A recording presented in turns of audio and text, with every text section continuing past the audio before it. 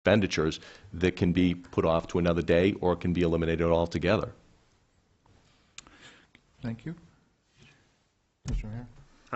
In many communities, the Budget Committee serves as an opportunity for people that maybe haven't been involved with local government to get involved in some way, or someone that hasn't been involved in a while to come back. I think this current selection of candidates is a great example of that.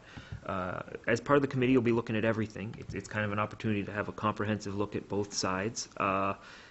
What do you feel you have the most to learn? What area do you feel you're going to learn the most about as you're part of the Budget Committee? Ms. Whittemore. Well, my background locally was the school board, so I'm much more familiar with the constraints and limitations and the obligations of that budget. So for me, preparing for this race has been much more about learning exactly what it is the town council is responsible for. So I've been this is where I need to put my emphasis, and I've been very pleased, honestly, in what I have learned so far. Something that I wanted to do back in the day was the tax increment financing, which is instead of bonding the entire amount for a project, a capital project, you're bonding only what it will cost you for the next 18 months and then the next 18 months. This saves the town incredible amounts of money in interest. And back when I asked about this in the day, I was told that was the way it was done.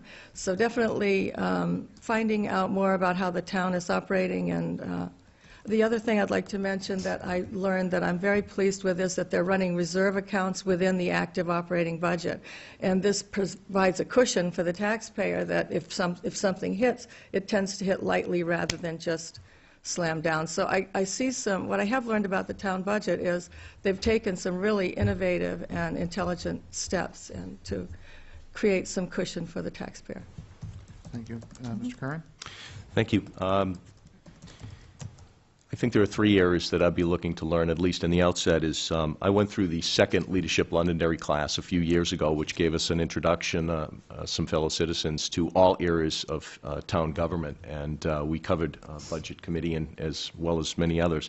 But I think it's important in serving in this capacity to meet the folks that are presenting you with the appropriation requests, the police chief, the fire chief, the department heads, and meet with them and learn what their priorities are and ask them the tough questions. If you had to cut $10,000 from your budget, where would you see to do that? You need to interact the people that you're most directly affecting on the town employee level to get some feedback from them. It's easy for us just to say that this is unnecessary, but without having that dialogue, I think that would be very cavalier to do. And the other thing is to find out which areas we would have more discretion in. Obviously, the union contracts and some of the contractual things, we don't have the control. If we can go back and renegotiate, that's fine, but we should be looking at the discretionary type of spending. That's where we can make the immediate impact to the taxpayer. Mr. Lakis? That was one of the things that had drawn me towards the Budget Committee, that it's not just the town, it's the town and the school both together. And of course, having children in school, living in the town and being a taxpayer, I was interested how the budget and how the numbers that come up and make up our taxes are. And I think that's one of my best things that I can learn. I like to just learn how it all works and where it can be. I'm just a regular guy like the rest of my neighbors.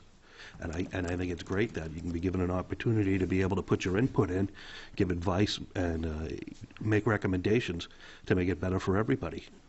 Just to learn the whole process, go to those workshops,